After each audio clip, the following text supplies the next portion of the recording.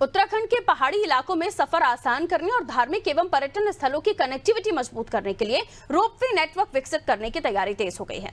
मुख्यमंत्री पुष्कर सिंह धामी ने प्रस्तावित रोपवे परियोजना की समीक्षा बैठक कर डीपीआर स्वीकृतियों और निर्माण की तैयारियों का जायजा लिया। प्रदेश में करीब 50 रोपवे परियोजनाएं प्रस्तावित हैं, जिनमें से फिलहाल 6 परियोजनाओं को प्राथमिकता दी गई है। इनमें सोनप्रयाग, केदारनाथ और गोविंद घाट हेमकुंड साहिब 2 प्रमुख परियोजनाएं हैं, जिनका काम आवंटित किया जा चुका है।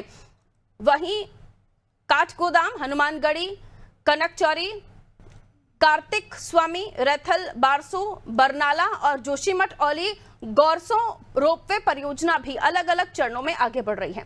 सरकार का फोकस इन परियोजनाओं के जरिए पहाड़ों में आवागमन सुगम करने के लिए धार्मिक और पर्यटन स्थलों तक बेहतर कनेक्टिविटी उपलब्ध कराना है।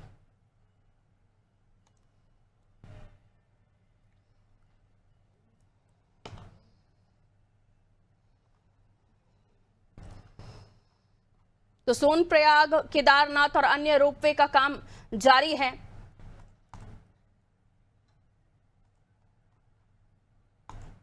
और पहाड़ी इलाकों में जो है सफर को सुगम बनाने के लिए, कनेक्टिविटी को मजबूत करने के लिए रोपवे नेटवर्क विकसित करने की तैयारी सरकार कर रही है। और इसको लेकर स्वीकृतियां, डीपीआर, निर्माण की तैयारी, ये सारी चीजें प्रोसेस में हैं। आइए सोनू हमारा सहयोगी हमारा साथ जुड़ रहे हैं। सोनू, अलग अलग 50 रोपवे परियोजनाएं प्रस्तावित हैं और सरकार की कोशिश है कि जल्द ही इन योजनाओं को धरातल पर लाया जाए, ताकि जिस ड्रीम के साथ इन प्रोजेक्ट को शुरू किया गया था वो पूरा हो सके। किस तरह से आगे बढ़ रहा है काम रोपवे का?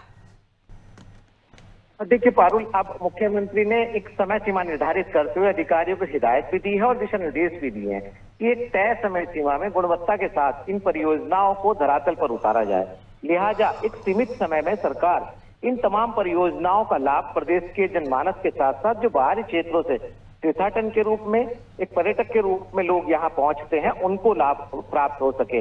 अगर हम केदारनाथ रोपवे परियोजना की बात करें, गढ़वाल के अन्य क्षेत्र की रोपवे परियोजनाओं की बात करें, चमोली के रोपवे परियोजना की बात करें, और इसके साथ साथ कुछ ऐसे मंदिर हैं, कुछ ऐसे धार्मिक स्थल है जहां पर रोपवे की परियोजनाएं हैं, पर्यटन को भी इनसे बढ़ावा मिलेगा, तीर्थाटन को भी इनसे बढ़ावा मिलेगा, स्थानीय स्तर पर लोगों को रोजगार के साधन भी प्राप्त हो सकेंगे। कहीं ना कहीं उत्तराखंड की आर्थिकी भी इससे मजबूत होगी।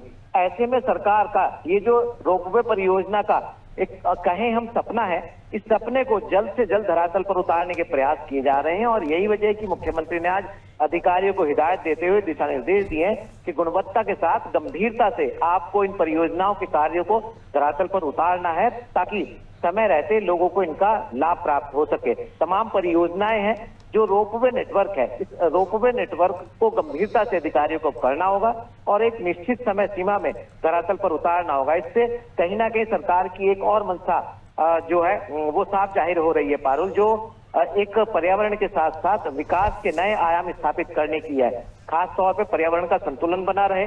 और ऐसे में जब केदारनाथ जैसी जगह पर श्रद्धालु रोपवे के माध्यम से जाएंगे तो समय की भी बचत होगी और पर्यावरण का भी संतुलन बना रहेगा और उत्तराखंड की आर्थिकी भी इससे मजबूत होगी। तो उम्मीद की जा रही है कि मुख्यमंत्री के निर्देश के बाद अब अधिकारी गंभीरता से धरातल पर कार्य करेंगे और जल्द से जल्द इन योजनाओं को धरातल पर उतारने की कोशिश की जाएगी। पारुल, बहुत शुक्रिया सोनू जानकारी के लिए। तो जल्द से जल्द परियोजनाओं को धरातल पर उतारने की कोशिश सरकार की है।